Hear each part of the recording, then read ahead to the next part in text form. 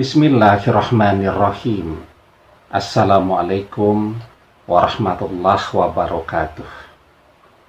Bapak-bapak, ibu-ibu, mas-mas, mbak-mbak, khususnya adik-adikku sekalian yang dirahmati Allah dimanapun Anda berada. Kembali di Iip Channel bersama saya, Iip Wijayanto. Kali ini kita akan membahas tema ketika mantan dikelilingi oleh keluarga dan sahabat-sahabatnya yang membencimu. Ya. Nah, jadi kita merasa sulit sekali ya untuk bisa bersama dengan mantan kembali. Jangankan bersama, ketemu pun sudah tidak bisa. Kenapa demikian? Karena mantan bersama dengan orang-orang yang membenci kita. Kita tahu persis bahwa keluarganya sejak awal memang tidak pernah menyetujui kita. Karena usia kita ya terlalu tua jika melihat usia mantan yang masih muda ya. Walaupun kalau kita lihat yang lain yang jauh lebih tua dari kita banyak juga ya. Tapi kalau melihat usia mantan yang masih muda memang kita kelihatan cukup tua ya.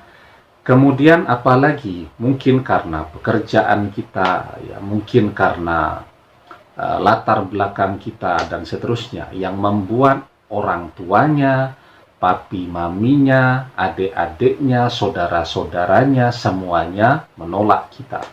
Tidak ada yang setuju dengan kita, bahkan sampai pembantu rumah tangganya pun menolak kita ya. Nah, ditambah lagi sahabat-sahabatnya juga semuanya adalah orang-orang yang tidak menyukai kita, membenci kita. Nah, itulah yang kemudian membuat kita merasa begitu kesulitan untuk bisa berkomunikasi lagi dengan mantan ya. Karena apa? Bersama dengan orang-orang yang membenci kita, setiap hari yang dibisikkan ke telinga mantan adalah kebencian tentang kita. Ya. Jadi awalnya sih mantan berpisah ya belum benci-benci banget, masih biasa-biasa saja ya.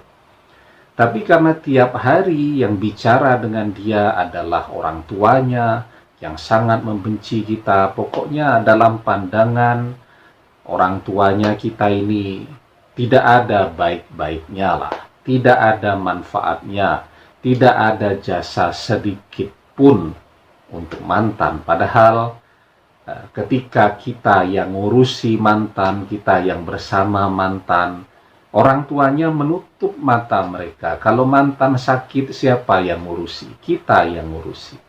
Ya, mantan misal sepeda motornya rusak begitu, yang memperbaiki juga kita. Ya, mantan di jalan misal kepleset, ya, yang pertama kali datang ya, kemudian ngurusi mantan, mengobatinya adalah kita. Ya, termasuk menafkahi mantan, mencarikan juga biaya kuliah untuk dia, membayari pulsa teleponnya setiap bulan, bahkan membelikan pulsa listrik dan seterusnya. Kita semua. Tapi orang tuanya pura-pura tidak tahu. Ya. Yang ada di dalam benak mereka cuman rasa tidak suka kepada kita. Ya, kita juga tidak tahu kenapa nih sahabat-sahabatnya mantan ini sangat tidak setuju dengan kita, sangat membenci kita. Ya, kita kenal dengan mereka juga sebelumnya tidak ya. Artinya apa? Ya kita tidak punya dosa apapun kan kepada mereka, tapi kok mereka bisa sedemikian bencinya kepada kita. Ya, nah. Mantan bersama dengan orang-orang yang membenci kita, ya maka lambat laun ya mantan juga akan menjadi seperti mereka, menjadi sangat membenci kita. Ya, seperti yang dijelaskan di dalam sebuah hadis, Man tasyabbaha biqaumin fahuwa minhum. Barang siapa yang menyerupai suatu kaum, maka dia termasuk dari mereka. Ya, nah jadi menyerupai itu termasuk bergaul dekat dengan mereka. Maka lambat laun mantan pun akan jadi seperti mereka, akan sangat membenci kita juga. Dan itu akan semakin mempersulit ya kita untuk bisa kembali bersama dengan mantan lagi. Nah, jadi memang cinta itu sangat rumit ya. Jadi mantan misal berpisah dengan kita tidak karena orang ketiga, tetapi karena keluarganya yang tidak setuju, sahabat-sahabatnya yang tidak setuju ya. Nah, ini juga tugas yang berat bagi kita. Artinya ketika kita ingin kembali bersama dengan mantan, maka bagaimana caranya mantan untuk bisa ya tidak terlalu dekat-dekat dengan orang-orang yang membenci kita tadi. Ya, persoalannya kan bagaimana caranya agar mantan tidak dekat dengan mereka, wong itu keluarganya, wong ini sahabatnya. Nah, maka satu-satunya yang bisa kita lakukan pada saat ini ya, kalau kita memang masih mencintai mantan, ya, tapi kalau kemudian kita sudah ikhlas begitu, kita sudah pasrah, maka ya kita bisa memulai untuk mencari pengganti mantan. Tetapi ketika memang masih mencintai mantan, dengan kondisi yang demikian, mantan dikelilingi oleh orang-orang yang semuanya tidak menyukai kita, kita tidak bisa menjauhkan mantan dari mereka. Nah, maka satu-satunya hal yang harus kita lakukan dan bisa kita tingkatkan adalah doa-doa kita. Ya, setiap hari itu kita berdoa. Berdoanya jangan cuma sekali dua kali. Pagi hari selesai sholat subuh, kita berdoa agar mantan kembali. Nanti memasuki waktu duha kita berdoa lagi. Ya, kemudian selesai sholat zuhur, selesai sholat asar. Nah, kalau waktu kita luang, biasanya kan kalau selesai sholat asar, sudah waktunya senggang, nah gunakan ya untuk mengerjakan berbagai amaliyah agar mantan kembali kepada kita. Malam hari selesai sholat maghrib, berdoa lagi agar mantan kembali. Selesai sholat isya, berdoa lagi.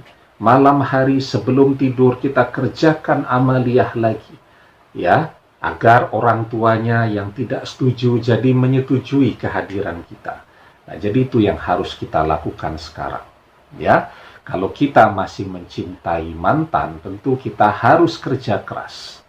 Yang bisa kita lakukan ketika kita tidak mungkin lagi untuk bisa ketemu dengan mantan, tidak bisa lagi untuk bicara dengan mantan, kerja keras yang harus kita lakukan adalah meningkatkan doa-doa kita. Kalau kemarin kita berdoa sekali sehari, sekarang kita berdoa 100 kali sehari. Karena memang kondisinya cukup sulit kan untuk bisa menarik mantan kembali kepada kita ya. Semoga ketika kita betul-betul berusaha dengan doa kita agar mantan bisa kembali kepada kita, insya Allah dengan izin dan pertolongan Allah akan ada jalan agar mantan bisa kembali bersama kita lagi. Demikian, semoga bermanfaat. Wallahu a'lam bishawab, billahi taufiq wal hidayah. Assalamualaikum warahmatullahi wabarakatuh.